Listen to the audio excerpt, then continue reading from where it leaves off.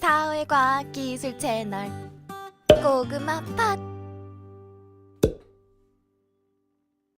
인터넷을 하다 보면 우리가 모르는 사이에 인터넷 뒤편에서는 수많은 봇들이 열심히 일하고 있습니다. 이 봇들은 작게는 여러분의 인터넷 검색을 도와주는 서치봇부터 크게는 바둑까지 둘 줄 아는 알파고까지 다양하죠. 이 작은 친구들의 도움이 없더라면 네이버에서 맛집을 검색하는 것도 내일의 날씨를 예측하는 것도 불가능합니다.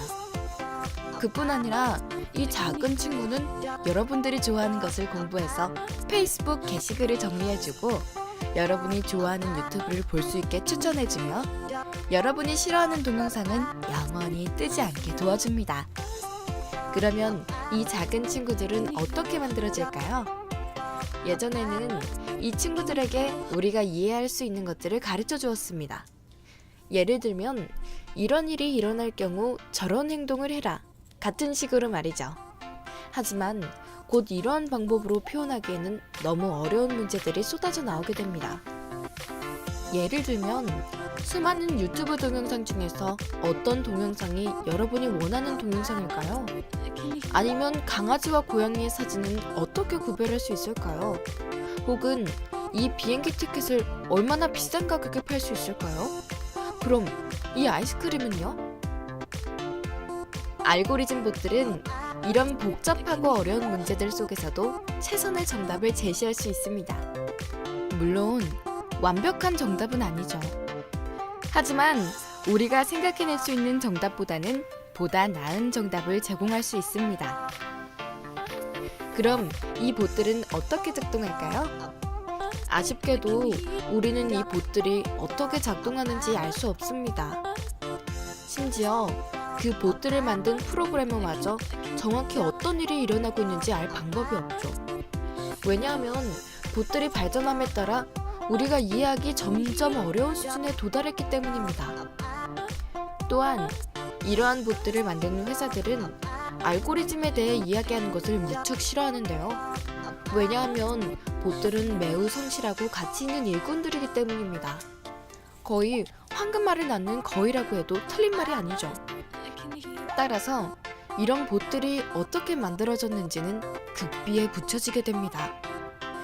따라서 현역으로 열심히 뛰고 있는 봇들에 대해서는 저희가 알 방법이 없죠. 만약 제가 알고 있더라고 해도 발설한다면 경찰서에 가서 엉엉 울게 될 것 같네요. 하지만 쉽고 빠르게 설명하는 것은 가능하죠. 그리고 이게 오늘의 핵심입니다. 만약 봇에게 강아지 사진과 숫자 3을 주고 구별해보라고 합시다. 이건 저희에게 너무너무 간단한 문제인데요. 나이를 불문하고 작은 꼬마아이들조차 틀릴 일이 없죠. 하지만 로봇에게는 전혀 다른 이야기입니다. 아쉽게도 우리는 로봇한테 로봇어로 야, 이거는 강아지고 이거는 숫자 3이야 하고 가르쳐 줄 수 없죠. 왜냐하면 이게 강아지고 저게 숫자인걸 그냥 알기 때문입니다. 물론 이런저런 단어로 표현할 수는 있죠. 예를 들면 숫자 3은 둥글둥글하고 강아지는 복실복실하다는 식으로 말이에요. 로봇이 이걸 이해하면 좋겠지만 아쉽게도 로봇들은 우리가 하는 말을 이해할 수도 없죠. 이렇게 서로가 서로를 이해할 수 없다면 우리가 할 수 있는 것은 로봇들을 가르쳐줄 선생님 로봇을 만드는 겁니다. 물론 이 선생님 로봇도 강아지와 숫자를 구별할 수는 없죠. 만약 그렇다면 처음부터 이런 걸 시작하지 않았을 테니까 말이에요. 선생님 로봇은 가르칠 수는 없지만 대신 시험 결과를 채점하게 하는 것은 할 수 있습니다. 똑똑한 로봇을 만들기 위해서는 로봇 선생님한테 배울 멍청이 로봇들을 만드는 것에서 시작합니다.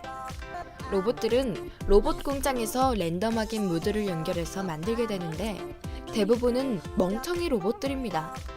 하지만 이런 멍청이 로봇들도 선생님 로봇에게 보내져 시험을 보게 되죠. 사실 우리 귀여운 로봇들은 시험 보기 전에 시험 공부는 하지 않습니다. 사실 할 기회도 없기 때문에 아는 것만 가지고 최선을 다해 찍어야죠. 그렇게 시험에서 강아지와 숫자들을 고르다 보면 일부 운 좋은 로봇들은 상대적으로 높은 점수를 받게 되고 이 로봇들은 점수대로 순서대로 줄을 서 다시 로봇 공장으로 보내지게 됩니다. 로봇 공장에서 점수가 낮은 로봇들은 죽임을 당하게 되고 운 좋게 높은 점수를 받은 로봇들을 바탕으로 랜덤한 변화를 주어 다시 로봇들을 만들죠. 이렇게 두 번째 세대가 탄생하는 겁니다. 이 새로운 세대들은 다시 선생님 로봇에게 보내져 시험을 치르게 되고 점수가 높은 로봇만 살아남아 로봇 공장에서 랜덤으로 수정된 후 다시 선생님한테 보내지게 됩니다. 사실 로봇 공장은 뭘 만드는지도 모르고 선생님은 채점만 하는 기계에 불과하며 로봇은 살아남기 위해 최선을 다해 찍는 게 전부지만 듣기와는 다르게 매우 효율적인 학습 방법 중 하나입니다. 왜냐하면 이 학교는 우리가 다니던 학교와는 다르게 30여 명의 학생들을 가르치는 게 아니라 수천, 수백만의 로봇들을 테스트하며 그 학생들은 매번 수백만 개의 문제를 풀게 됩니다. 처음에는 그저 운 좋은 로봇들이 높은 점수를 받고 살아남아 유전자를 남기게 되지만 이런 운 좋은 친구들의 유전자가 세대의 세대를 거쳐 내려오다 보면 봇들은 점점 더 높은 점수를 받게 되고 이를 통해 로봇 친구들은 자신들만의 방식으로 새로운 분류 방법을 완성하게 됩니다. 아쉽게도 우리는 이 로봇들이 어떻게 생각하는지 알 방법이 없습니다. 우리가 이해하기에는 너무 복잡하기 때문이죠. 물론 코드 일부는 들여다보거나 한 뭉텅이의 코드를 본다면 이해할 수는 있지만 전체는 저희가 이해하기에는 너무 복잡합니다. 하지만 잘 작동하기는 하죠. 잘 작동하기는 하지만 여기에는 상당한 불안 요소들이 남아 있습니다. 로봇들은 시험을 통해 보던 것들을 잘 구별하지만 처음 만나는 것에 대해서는 매우 무능력합니다. 사진은 잘 구별해도 동영상은 전혀 구별하지 못하거나 단순히 숫자를 뒤집어놔도 로봇들은 구별할 수 없죠. 아쉽게도 바보 선생님 로봇은 가르칠 수 없기 때문에 우리가 할 수 있는 것은 더 많은 문제를 내는 것 뿐입니다.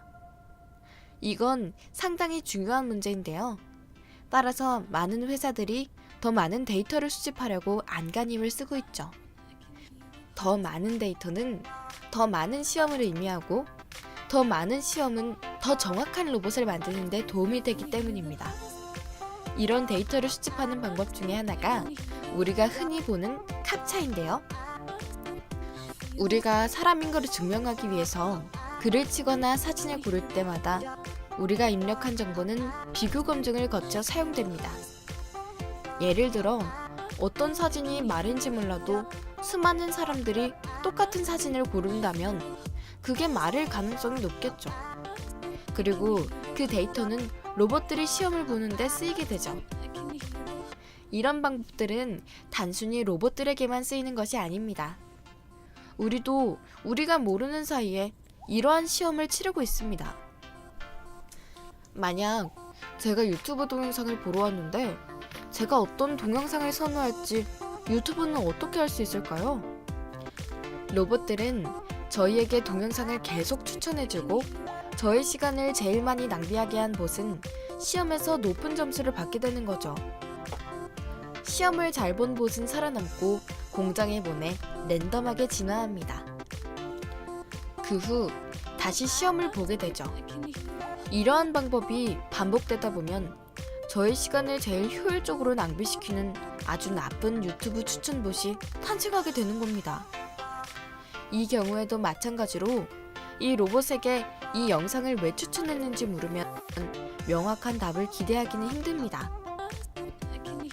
우리는 어떤 데이터를 사용했고 어떻게 로봇이 교육받았는지는 말할 수 있지만 이건 로봇이 살아남기 위해 제일 잘하는 것이지 로봇이 무엇이 생각하는지는 전혀 알 방법이 없죠.